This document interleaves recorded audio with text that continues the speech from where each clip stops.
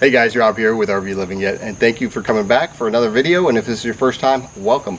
We're actually going to do a little modification to the RV today to add a little strength to the rear bumper. So if you have a fifth wheel trailer or a travel trailer that you want to put some more things on the bumper for bike racks, tire storage, kayaks, all these things that people want to drag around on vacation, these stock bumpers just aren't that durable. They're not designed for that weight.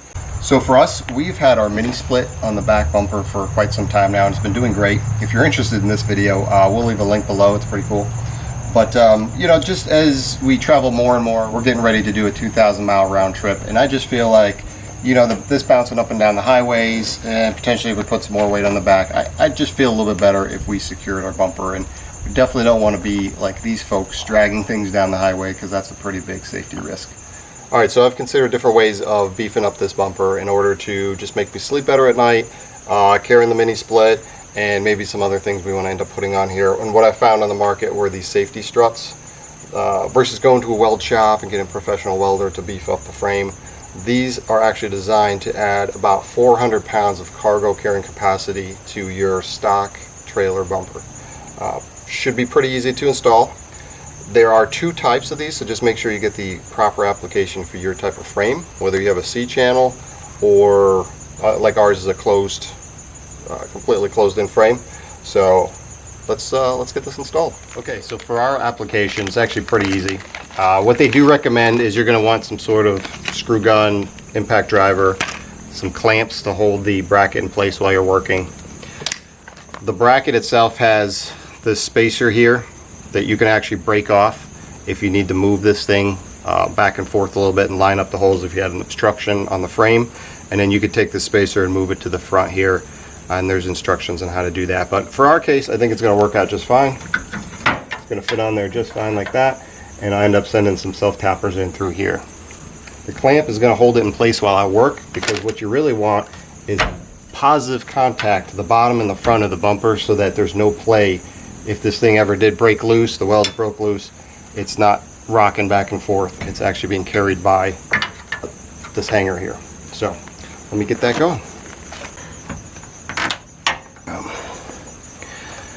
Alright, so I got it clamped on there so that this thing is tight to where I want it, tight to the bottom, tight to the front.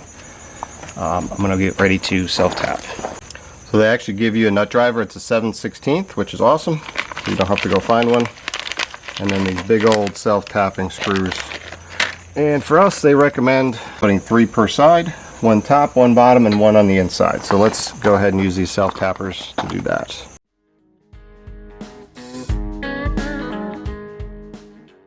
So I ended up deciding to pre-drill just because that big self-tapper wasn't going through easy. So I'm going to put a little small hole in the middle first.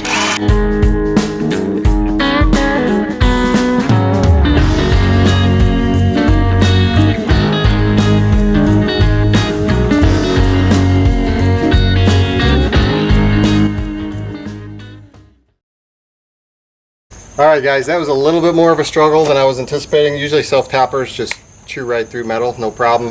This steel is really thick on this frame, so if you have the self-tapping version, I highly recommend pre-drilling, and then also using some sort of cutting oil, any type of oil really, just to keep that the self-tapper from getting hot. So it's a little bit of battle in the first one. The second one's going to go really easy just because now we have the routine down. But if you guys are looking for, you know, how to support your bumpers for those extra toys you want to bring along, again, this is going to add about 400 pounds of carrying capacity to a stock bumper like this, and just give you a little bit more peace of mind when you're carrying those heavy bike racks that really cantilever out and they end up bouncing up and down. But again, I'm going to leave the link to this product below in the description. If you guys haven't purchased it yet, I would love for you to click our link and support our channel. And again, be safe out there guys. Hit the subscribe, like button, share this video with any other RVers, and hopefully you'll check out some of our other videos. See you guys on the next one.